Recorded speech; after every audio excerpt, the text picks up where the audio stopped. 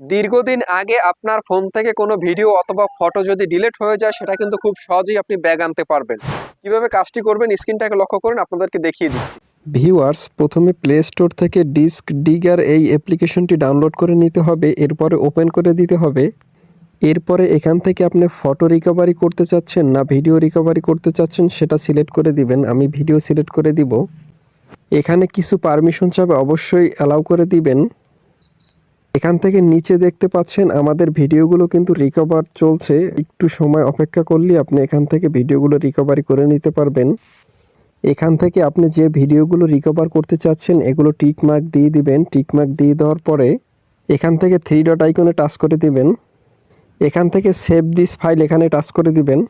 এখান থেকে আপনার ভিডিওটি কোন ফাইলে সেভ করতে চাচ্ছেন সেই ফাইলটি সেভ করে আপনি ক্লিক করে দিলে কিন্তু আপনার ভিডিওটি রিকভার হয়ে যাবে। তো আশা করি বুঝতে পেরেছেন।